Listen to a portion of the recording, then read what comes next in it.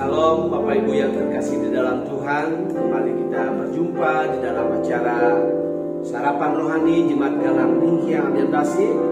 Di hari yang ke-9 di bulan September ini, kita disapa oleh dua bacaan firman Tuhan yang akan menuntun dan mengantar kita sepanjang hari ini. Namun sebelumnya, kita mohon pertolongan Tuhan, biarlah Tuhan yang besertakan kita di dalam membaca dan merenungkan firman Tuhan. Mari kita berdoa. Bapa yang di surga, Bapa yang mengasihi kami mengucap syukur atas hari yang baik yang Kau berikan bagi kami. Dari kegelapan malam Engkau telah menjaga kami, dan pagi hari ini ya Bapa, Engkau telah anugerahkan kami dengan hari Tuhan yang baru untuk kami lalui. Bapa yang di surga, kami rindu untuk mendengarkan sedikit dari hal firman-Mu, dan bila firman yang kami dengar akan menuntun kehidupan kami sepanjang hari ini, layakkanlah kami untuk baca dan merenungkannya ya Bapa. Ampuni dosa dan kesalahan kami ya Tuhan. Di dalam satu nama Tuhan kami Yesus Kristus kami berdoa. Amin. Dua bacaan yang terambil dari Hagai 2 ayat yang keempat, demikian firman Tuhan. Kuatkanlah hatimu, hai segala rakyat negeri. Demikianlah firman Tuhan. Bekerjalah, sebab aku ini menyertai kamu. Bacaan yang kedua diambil dari 1 Korintus 3 ayat yang ke-9. Demikian firman Tuhan. Karena kami adalah kawan sekerja Allah, kamu adalah ladang Allah, bangunan Allah. Dari kedua bacaan firman Tuhan hari ini, saya memberikan judul renungan, kuatkan hati dan muliakan Dia. Tuhan menyertai umatnya supaya mereka tidak takut. Itu yang disampaikan Nabi Hagai. Tuhan mengetahui keinginan hati bangsa Israel waktu itu untuk kembali membangun bait Allah dari kehancuran. Pasti saja ada orang yang tidak suka akan bangsa Israel atau umat pilihan yang ingin membangun bait Allah dari kehancuran ini. Ada orang-orang yang tidak senang dan menentang rencana pembangunan bait Allah tersebut. Bapak, Ibu, dan Saudara yang terkasih dalam Tuhan, penyertaan Tuhan akan nyata ketika mereka mulai bekerja. Mereka mulai membangun bait Allah. Mungkin kalau mereka tidak bekerja, maka mereka juga tidak akan melihat dan mengalami penyertaan Tuhan. Ketika bekerja pasti akan ada banyak hambatan, ada rintangan, ada mereka yang tidak suka, tapi mereka harus hadapi. Dan di saat situasi begitulah, Allah akan menyatakan penyertaannya dalam kuasa-Nya. Oleh karena itu, Nabi Hagai berkata, kuatkanlah hatimu dan bekerjalah. Bapak, Ibu, dan Saudara yang terkasih di dalam Tuhan, kalau kita ingin melihat dan mengalami penyertaan Tuhan, kita harus mulai bekerja. Kita harus mulai bergerak. Kita harus mulai melangkah. Melangkah dalam pelayanan. Melangkah dalam pengenalan akan Tuhan. Bekerja untuk membangun bait Allah.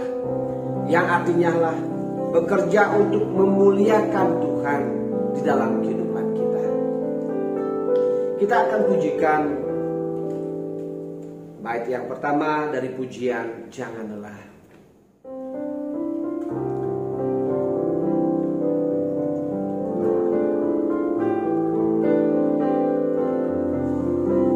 Jangan lelah bekerja di ladangnya Tuhan. Roh Kudus yang beri kekuatan, yang mengajar dan menopang. Tiada lelah bekerja bersamamu Tuhan, yang selalu mencukupkan segalanya. Kita ulangi sekali lagi. Jangan lelah bekerja di ladangnya Tuhan. Roh Kudus yang beri kekuatan, yang mengajar dan menopang, tiada lelah bekerja bersamamu Tuhan, yang selalu mencukupkan atas segalanya. Mungkin banyak orang yang bekerja tetapi tidak mengalami penyertaan Tuhan.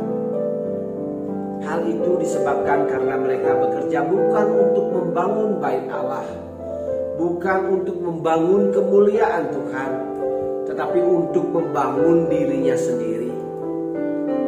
Kuatkanlah hatimu dan bekerjalah untuk kemuliaan Allah. Maka kita akan melihat penyertaan Tuhan yang akan dinyatakan di dalam kehidupan kita. Bapak, Ibu, dan Saudara, keberhasilan kita dalam pelayanan bukan karena kuat dan gagah kita, tetapi karena Roh Tuhan yang bekerja di dalam diri kita. Janganlah kita berkata bahwa suatu gereja atau persekutuan menjadi besar karena kita yang menjadi donatur yang terbesar di dalamnya. Suatu pelayanan tidak akan berjalan tanpa kita, atau kesembuhan atau mujizat tidak akan terjadi kalau kita yang tidak mendoakan. Janganlah kesombongan yang terjadi dalam kehidupan kita.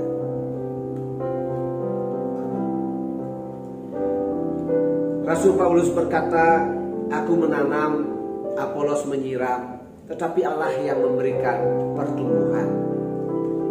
Yang terpenting bukan siapa pendetanya, bukan siapa pengkhotbahnya, melainkan Tuhan sendiri yang memberikan pertumbuhan.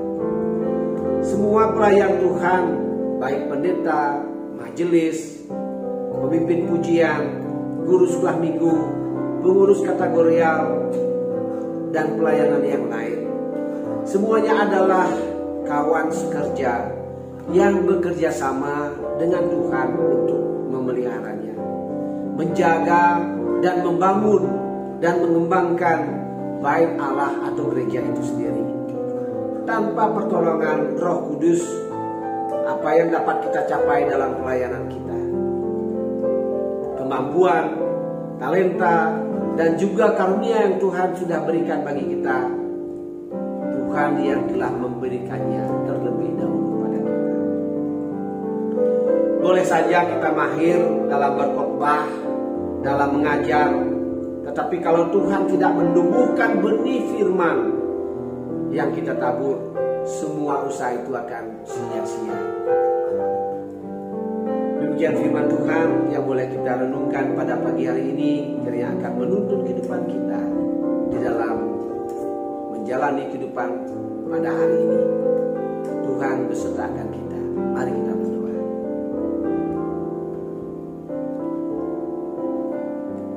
Bapa yang di surga, di dalam Tuhan kami Yesus Kristus, semua yang kami lakukan dan kerjakan biarlah untuk kemuliaan nama Tuhan.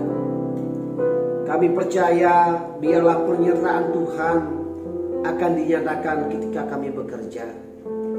Berikan kekuatan bagi kami semua pada pagi hari ini Tuhan, sehingga kami boleh menjalani hari-hari kami dengan baik bersama dengan Engkau. Tuntun kami, jaga kami ya Bapa. Jauhkan kami dari segala hal yang membahayakan kehidupan kami. Di dalam satu nama Tuhan kami Yesus Kristus yang sudah berjanji bahwa penyertaan Tuhan akan ada di dalam kehidupan kami. Kami berdoa. Amin. Biarlah firman Tuhan akan menuntun kita, dan selamat memasuki hari Tuhan yang baru. Tuhan besertakan saya dan juga besertakan Bapak Ibu semua. Salam, Tuhan memberkati.